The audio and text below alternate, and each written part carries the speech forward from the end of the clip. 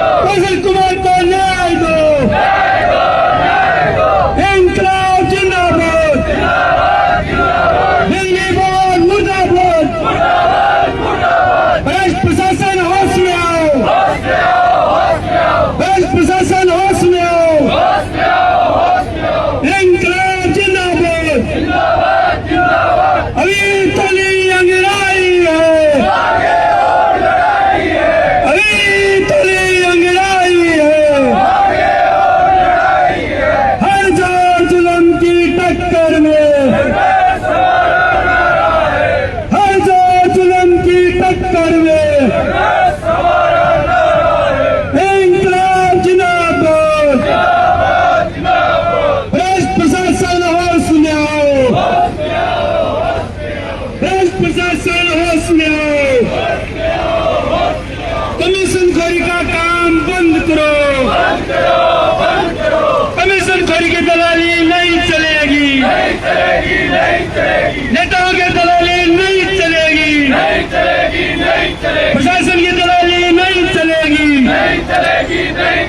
Commission खोर मुर्दाबाद, commission खोर मुर्दाबाद, कमीशन खोरी नहीं चलेगी, कमीशन खोरी नहीं चलेगी, प्रशासन की लापरवाही नहीं चलेगी, प्रशासन की लापरवाही नहीं चलेगी, प्रशासन की गुंडागर्दी नहीं चलेगी, इंकलाब जिंदाबाद, फैसल प्रशासन होश में आओ, फैसल प्रशासन होश में आओ, इंकलाब जिंदाबाद, फैसल कुमार को न्याय दो, फैसल कुमार को न्याय दो, भ्रष्ट प्रशासन मुर्दाबाद, भ्रष्ट प्रशासन मुर्दाबाद। धन्यवाद सर। अब कॉमरेड आबिद हुसैन ने बहुत ही क्रांतिकारी विचारों के साथ इस आंदोलन में जोश और ठोस कर दिया है, हमारी ऊर्जा को डबल कर दिया है। ऊर्जावान व्यक्ति हमारे बीच में मौजूद हो तो हमारी भी ऊर्जा उसके बढ़ जाती है। इसी क्रम में मैं आमंत्रित करना चाहूंगा एडवोकेट विजयपाल जी, तो अभी हमारे पास खड़े थे। अच्छा चलो ठीक है, कोई दिक्कत नहीं है। तो इस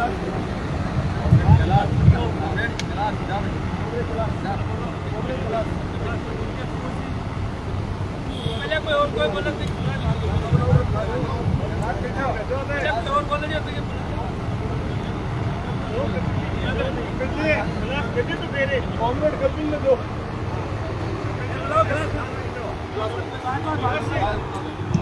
अब ऐसी क्रांतिकारी विचारों के साथ मैं आमंत्रित करना चाहूंगा कॉमरेड कैलाश, जो कल से हमारे बीच में बराबर डटे हुए, 1 मिनट भी इस धरना स्थल को छोड़ कर नहीं गए। रात को यहीं पे खाना खाया, यहीं पे सोए और हमारा भी उत्साहवर्धन उन्होंने किया है।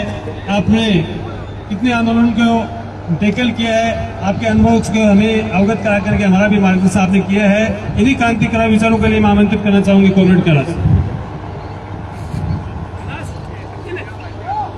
आज की इस विरोध सभा में तमाम गांव के लोग गांव ढाणी गाड़ी से आए और हमारे शहर के जितने भी मौजूद लोग हैं, हमारे सीनियर नेता हैं, वो तमाम यहाँ आए और सभी ने अपनी अपनी बात रखी। सब ने अपना दुख है वो यहाँ जाहिर किया और जाहिर करना भी चाहिए, क्यों ना हो। आज जो स्थिति बनी है, ये स्थिति पहली बार नहीं बनी है। ये पिछले कई दिनों से यहाँ लगातार मौत का अड्डा बना हुआ ये केंद्र है।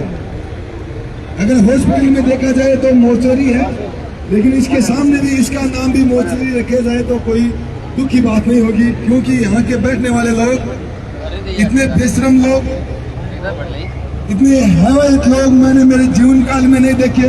मेरी छत्र राजनीति में ऐसे चोर लोग नहीं देखे। हर डिपार्टमेंट में हम जाते हैं, हम विद्यार्थियों की मांग को भी लेके जाते हैं, नौजवानों की बात के लिए भी हमने आंदोलन लड़े। लेकिन जिस प्रकार ये बिजली बोर्ड के अधिकारी, हम कल से यहाँ लगातार 11 बजे से जिस प्रकार इन लोगों का रोना हम रो रहे हैं,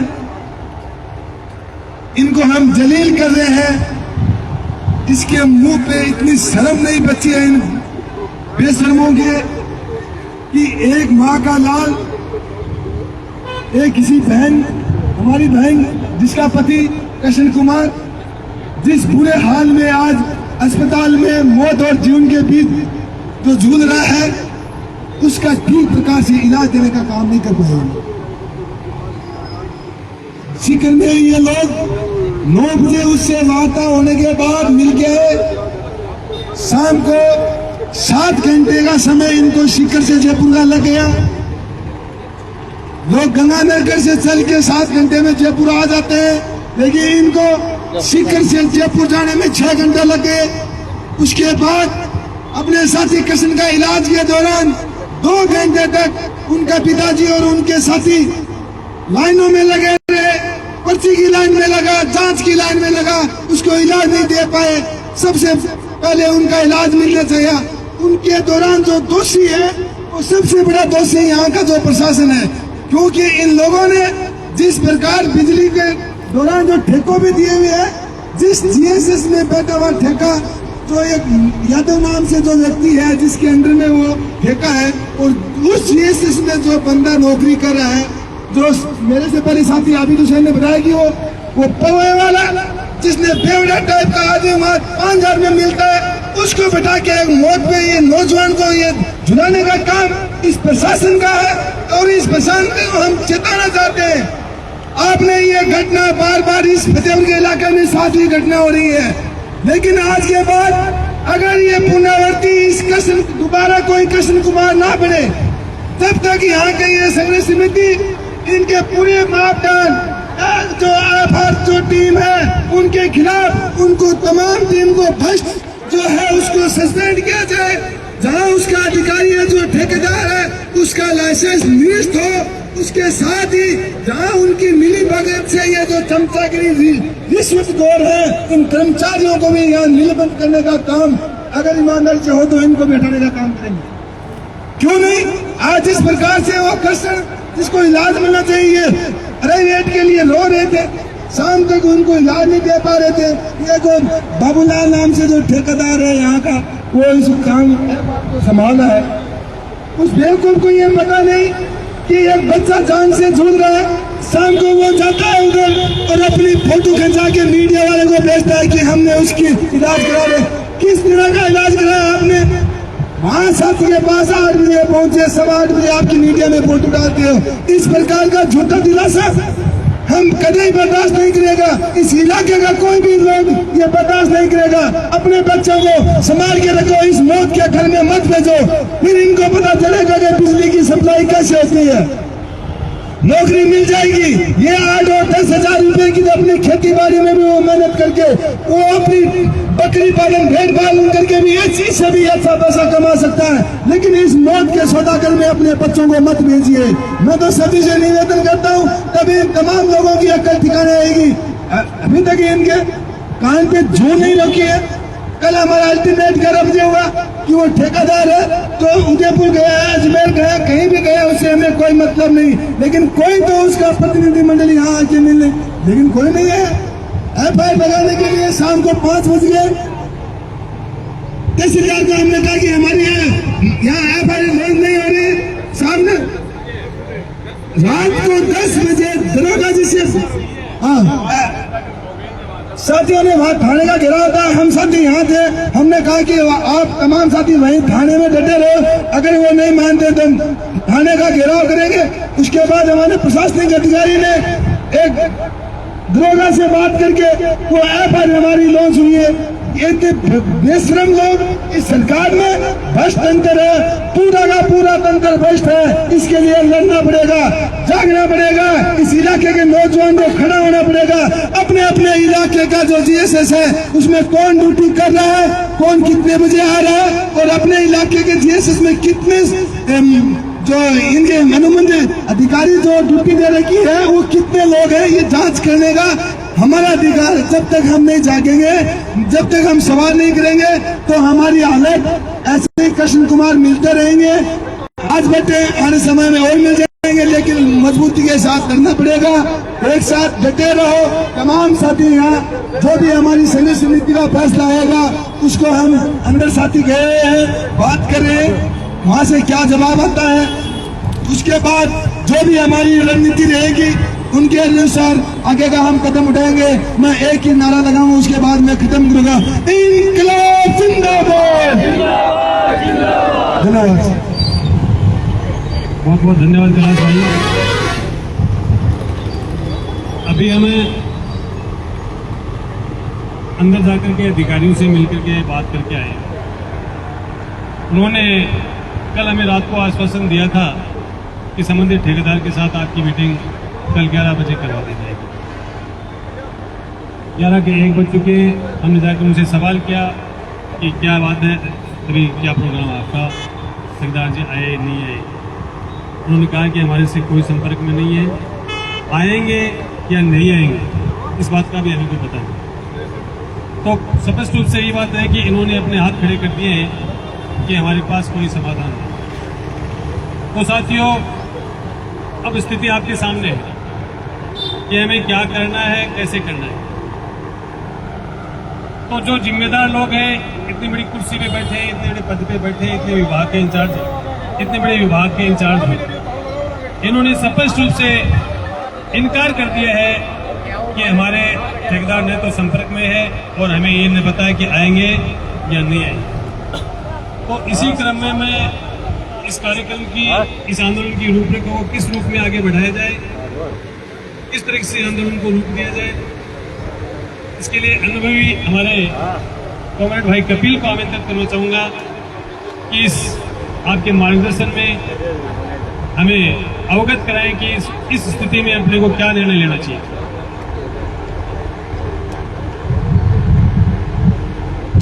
दोस्तों,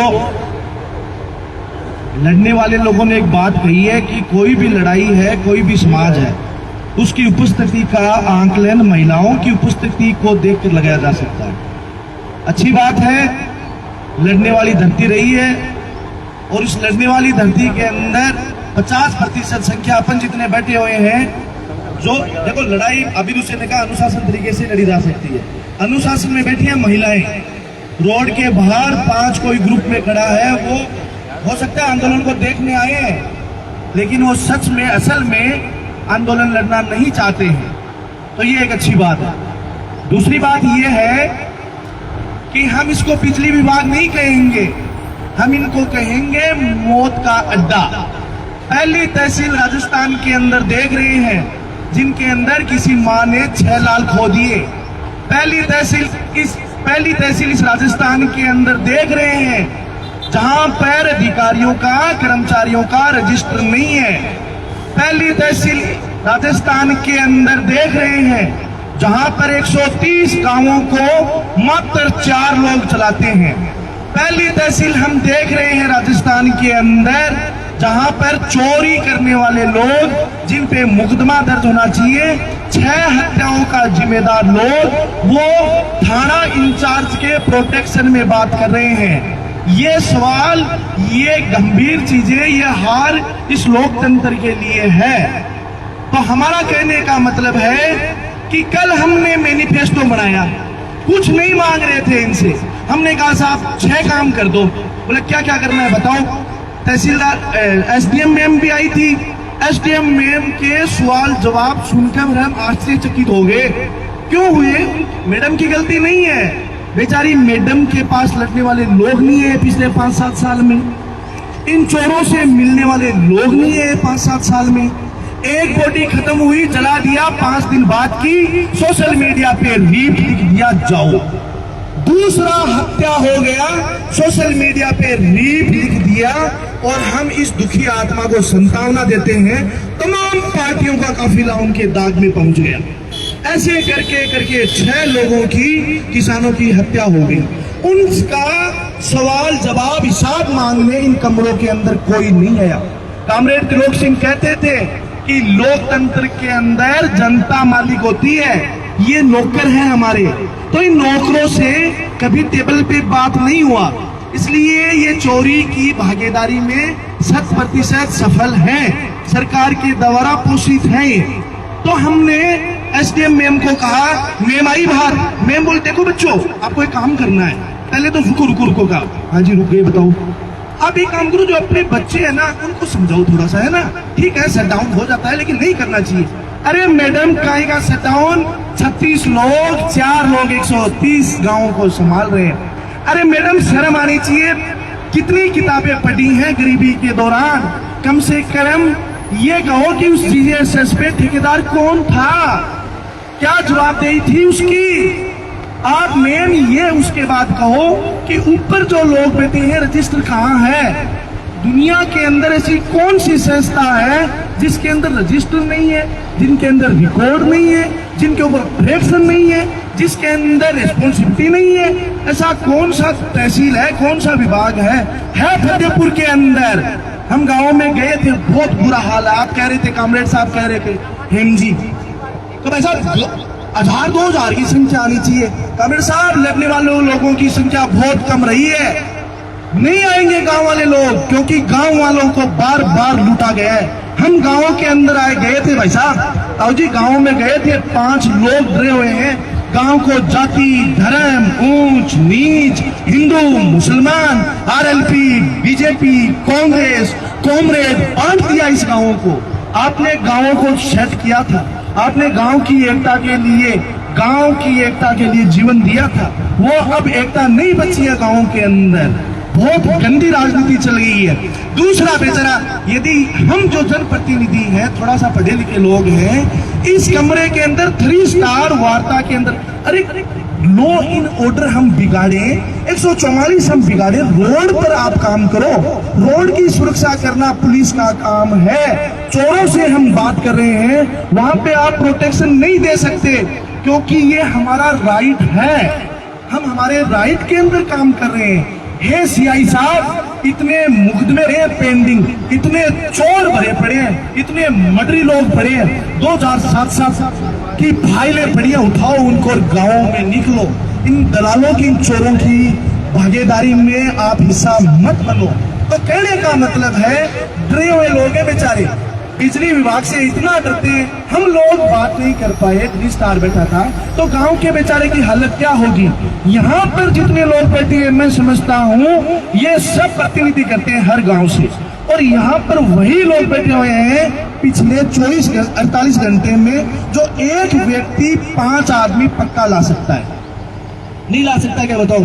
कपिल कामरेड अपनी पंचायत समिति में निकलेगा, यदि संघर्ष समिति का हुआ तो मैं मेरी पंचायत से ये नहीं कर रहा हूँ 5-7 बस लेके आऊंगा, लेकिन मैं मेरे जितना बढ़ेगा 2 गाड़ी 3 गाड़ी कपिल कामरेड लेके आएगा। ऐसे चलो, इन्होंने तो कह दिया नहीं करेंगे, तो भाई ये तो कल ही उतरा गया था, एसडीएम मैम की भाषा से उतरा गया था, लेकिन नहीं समझे लोग है, आगे का प्लान नहीं बनाया, चले गए कि ठीक है कल सटा देंगे मामले को। आज तक ऐसे आंदोलन कभी 5-10 मिनट में, 24 घंटे में कभी सलटा है, कभी आज तक नहीं सलटा। क्यों? दूसरी ईस्ट इंडिया कंपनी है दोस्तों। गरीब की, किसान की कोई पार्टी नहीं होती है, गरीब की कोई जात नहीं होती है, गरीब का कोई धर्म नहीं होता है। ये जो बेटा गया है ना, इनकी माँ से पूछो धर्म क्या है, बता पाएगी तो, इनकी माँ से पूछो क्या जात है, बता पाएगी तो। ये एक ही बात कहेगी कि मेरा लाल वहां पे जूझ रहा है, मेरे घर के अंदर अब कौन कमाएगा, मेरी बहू और मेरे परिवार के अंदर कौन कमा के लाएगा। माँ है वो नरेगा में जाएगी कमाने के लिए, और इनके बेटे उम्र से पहले बूढ़े हो जाएंगे। दोस्तों झूठ नहीं बोलना है, यहाँ पर जितने भी लोग बैठे हुए हैं, सच में दिल से गाँव के अंदर निकल जाओ। ये इस धरने का रिजल्ट पॉजिटिव आना चाहिए। यदि रिजल्ट पॉजिटिव नहीं आए तो गांव के अंदर चर्चाएं हो जाएगी कि झूठ बोलते थे, रील बना के आगे, ताली बजवा के आगे, फोटो डाल के आगे, न्यूज़पेपर के अंदर बड़ा बड़ा वर्डों में और व्हाइट ड्रेस पहनकर आगे वो लोग झूठ बोलते हैं लोग। यदि हम लड़ेंगे इस लड़ाई को, आगे बहुत इन चोरों की लड़ाइयाँ हैं कि बहुत लोगों से लड़ना पड़ेगा, जनप्रतिनिधियों से लड़ना पड़ेगा, थानों से लड़ना पड़ेगा, ठेकेदारों से लड़ना पड़ेगा। स्कूल है जो हमारी एक छोटी सी चीज मानते हैं कि साहब गरीब लोग हैं, पढ़ा दो, ये हम नहीं कहते, ये हमारा संविधान कह रहा है कि देखो किसी को भी वोट दें उसको भरी में पड़ा दो। अरे इन काले अंग्रेजों ने झालावाड़ के अंदर 100 रुपए वो परिवार कमा रहा था, उस गांव में हम जाके आए थे साहब। उन लोगों ने जीवन जीना ही नहीं सीखा अभी तक साहब। वो लोगों के पास मूलभूत सुविधा है ही नहीं। उन लोगों को इन काले अंग्रेजों ने मार दिया। कोई चर्चा नहीं है। बाबा कह दिए राहुल गांधी के साथ जुड़ो। बाबा पक्का जुड़ेंगे, राहुल गांधी के साथ जुड़ेंगे, मोदी के साथ जुड़ेंगे, सबके साथ जुड़ेंगे बाबा। लेकिन बाबा बात सच करनी पड़ेगी। बाबा फतेहपुर तहसील के अंदर भी 20-30 ऐसी ये बात पॉइंट नहीं है यहाँ का। लेकिन मैं बता रहा हूँ जनप्रतिनिधियों के लिए, मैं बता रहा हूँ झूठ मत बोलो गांव के लोगों से। मैं बता रहा हूँ 70 साल के अंदर पीढ़ियां गुलामी में निकल गई इनकी। मैं बता रहा हूँ आप लोगों को, पटेल, बड़ा पटेल, छोटा